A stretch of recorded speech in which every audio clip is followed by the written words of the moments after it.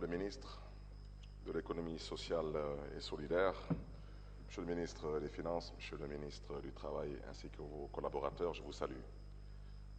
Chers collègues, veuillez bien recevoir mes salutations distinguées. Madame le ministre, vous me permettrez de prendre rendez-vous avec vous. Je viendrai vous voir pour qu'on puisse parler d'économie sociale, solidaire et circulaire, pour que le Sénégal puisse être la capitale du monde lors du deuxième trimestre 2023 et qu'ensemble, qu'on puisse faire rayonner le Sénégal, l'État du Sénégal, et je rappelle que la mairie de Dakar est un démembrement de l'État du Sénégal, pour éviter bien sûr le syndrome du Forum mondial de l'eau.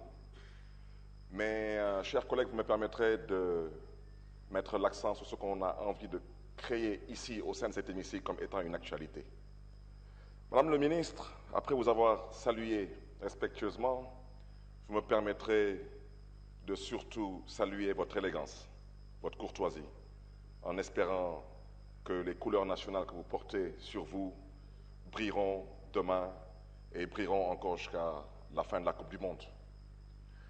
Chers collègues, je crois que nous devons faire preuve de tenue et de retenue, tous autant que nous sommes, ñun ñëpp ay mbokk lañu. Je l'ai dit au président du groupe parlementaire, am na lu kenn dul nangu, xamante nañu bu baax a baax suñu biir, dañuy politique.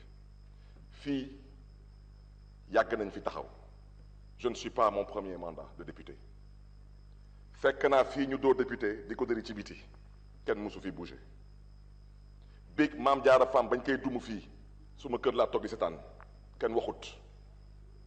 Dama ne big ba ñuy jël fii jigéen journaliste buy liggéey Bour Guédé dóor ko site Bour dóor ko fi place Indépendance ba mu tëdd ci suuf kenn ngaangu fii.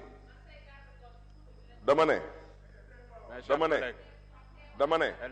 lu ma wax dama bëgg a wax ci leer. képp ku fa bëgg a wut fii porox ndóol ne yaa ngi wut porox ndóol ne da ngay jéem a daan fii quoi que ce soit ci kaw député pour dugal ko ci kaso yaa ngi nax sa bopp. na ngeen jéem rek mais il faut pas dire que vous n'avez pas été informé ni averti on ne l'acceptera pas lu ñu tënk ñun ñëpp fii mooy règlement intérieur suñu toogoon fii ñaari député di dóorante fii laa wax ni le procureur de la République mënu si dara yéen ñëpp gis ngeen fii à travers le monde des assemblées nationales des députés qui se battent qui en arrivent au point il y a même des effusions de sang il n'y a aucune arrestation nous sommes protégés en session par une immunité parlementaire et par le règlement intérieur.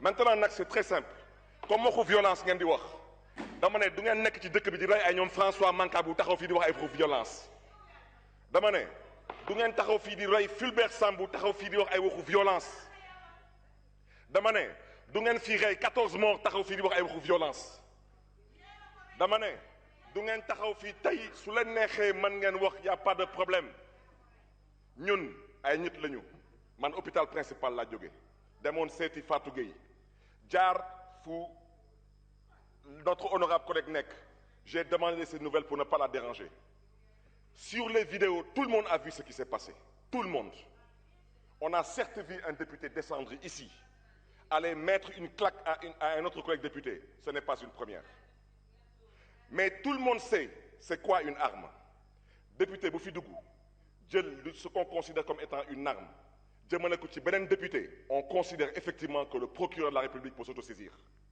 kan moo fi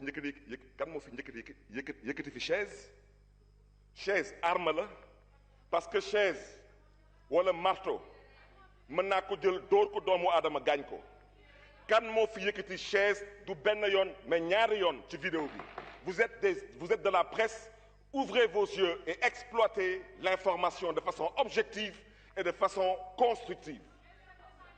S'il vous plaît, je vous en prie, s'il vous plaît, un peu de tenue et de retenue. On n'est pas là pour aboyer, on est là pour échanger, on n'est pas là pour se disputer, on est là pour discuter. Mes chers collègues. Je vous invite à vous de la presse.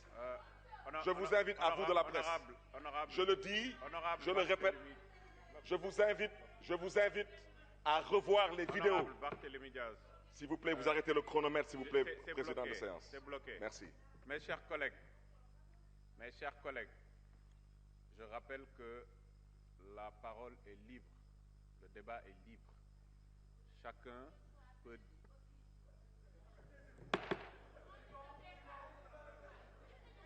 Si vous avez envie d'un autre scandale aussi, vous pouvez l'avoir. C'est à vous de voir. Mes chers collègues, Je vous rappelle que le débat est libre. Je ne vous ai pas une fois de plus sonné et la courtoisie de la fermer. Je peux continuer, s'il vous plaît?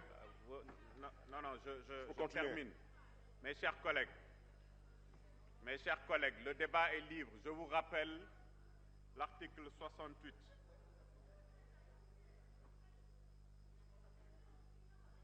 L'article 55 d'abord. L'Assemblée est un lieu par excellence de débat démocratique. Celui-ci doit être serein, courtois et impersonnel.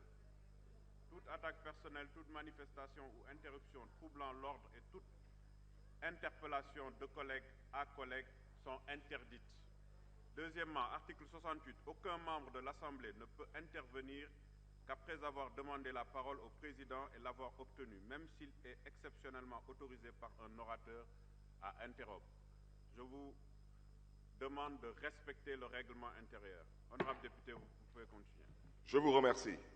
Depuis quelques jours, on observe ici, je le dis bien une certaine, et j'insiste sur une certaine presse, qui veut nous faire croire qu'une députée a été comme ça de façon délibérée, violentée.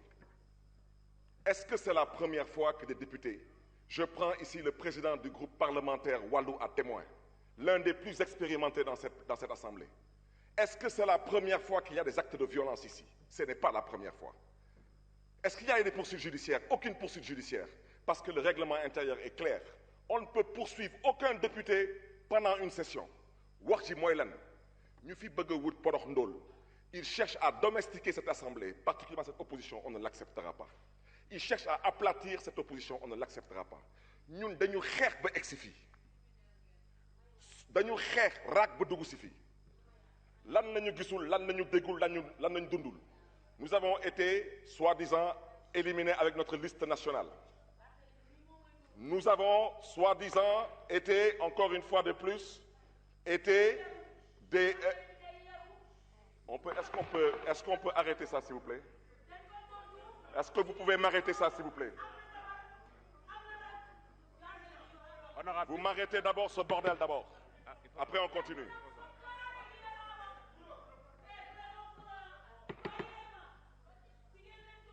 Mes chers collègues,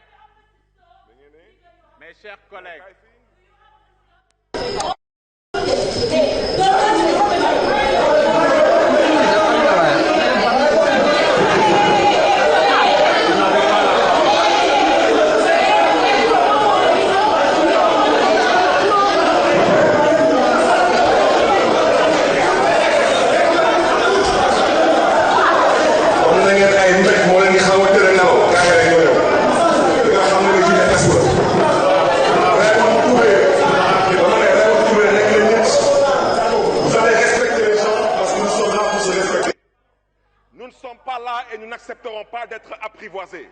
Nous n'accepterons pas d'être domestiqués et nous refusons de nous aplatir.